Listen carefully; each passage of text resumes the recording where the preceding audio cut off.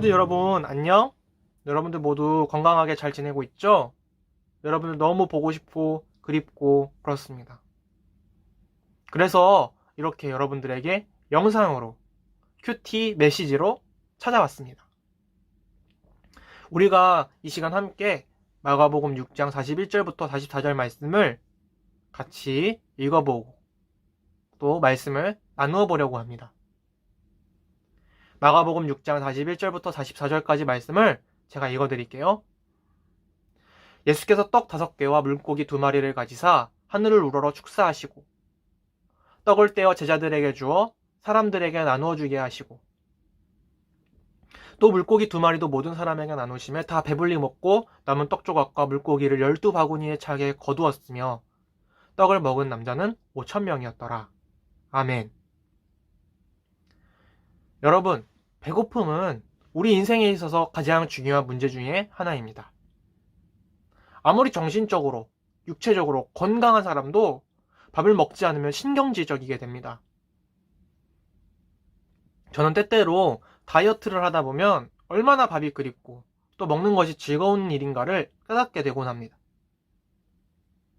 과연 예수님은 우리가 이렇게 육체적으로 배고파하는 문제, 우리 신체적인 여건의 문제들을 해결해 주실 수 있으실까요?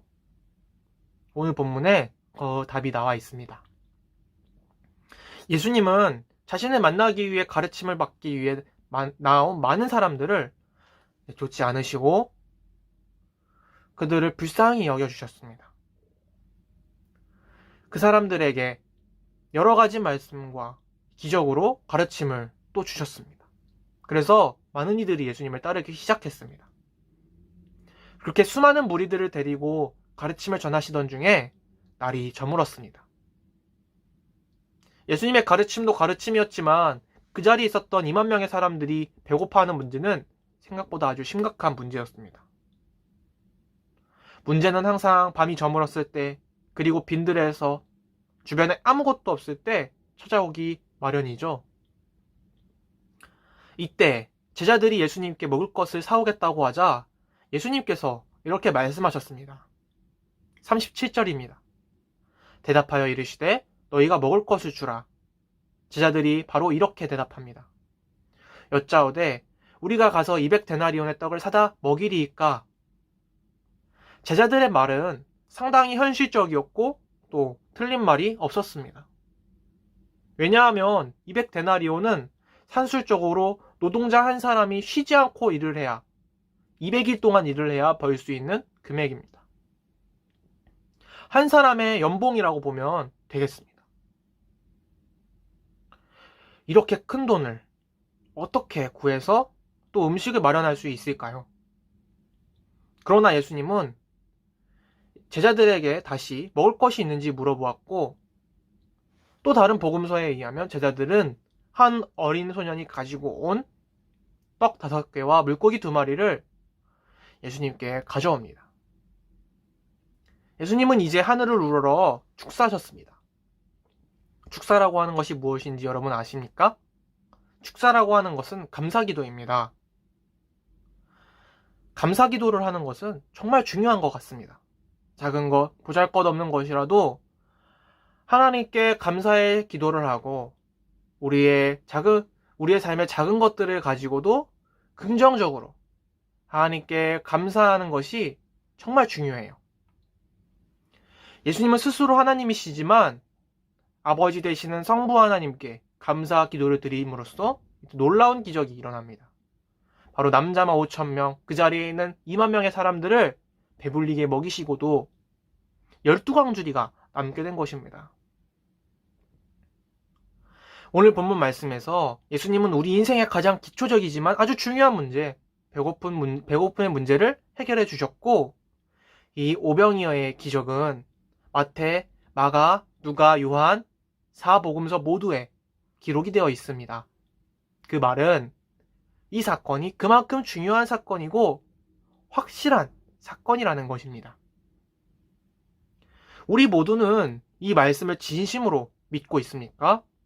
우리는 예수님의 능력을 진정으로 믿고 있습니까? 저는 가끔 예수님의 능력을 온전히 믿지 못할 때가 많습니다.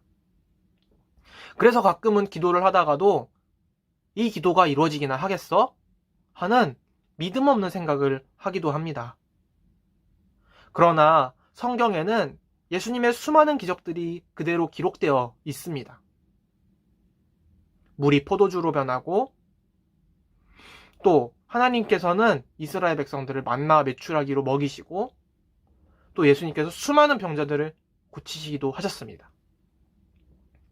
우리는 예수님께서 십자가에서 죽으셨다는 그 사건을 믿으면서도 예수님의 기적, 예수님께서 수많은 사람들을 먹이신 사건에 대해서는 고개를 갸우뚱하며 믿지 않는 경우가 많습니다. 코로나19 문제에서도 여러분 그렇지 않습니까? 과연 내가 기도한다고 해서 하나님께서 이 사건에 개입을 하셔서 도와주시겠어? 우리가 할 일이 무엇이 있겠어? 이건 조사관들이 할 일이고, 정치인들이 할 일이고, 또 우리 나라에 일하시는 분들이 할 일이야. 그러나 우리의 기도가 우리의 오병이어라는 사실을 기억해야만 합니다. 우리의 가진 것들을 하나님 앞에 드리고 기도하고 하나님을 전적으로 신뢰하고 믿는 것이 너무나도 필요한 시점입니다. 예수님은 우리가 광야에서 어두컴컴한 상황에서 주변에 아무것도 없고 아무도 도와줄 수 있는 사람이 없을 때 우리의 필요를 채워주시는 놀랍고 사랑이 충만하신 그러한 예수님이십니다. 우리 모두는 우리가 가져갈 수 있는 작은 오병이어를 가지고 주님 앞에 자신 있게 나아가며 그분이 하실 일을 확신으로 기대하며 살아갈 수 있기를 주님의 이름으로 축복합니다. 제가 잠깐 기도하겠습니다. 사랑이 많으신 주님, 우리가 이렇게 하나님의 말씀을 나누었습니다.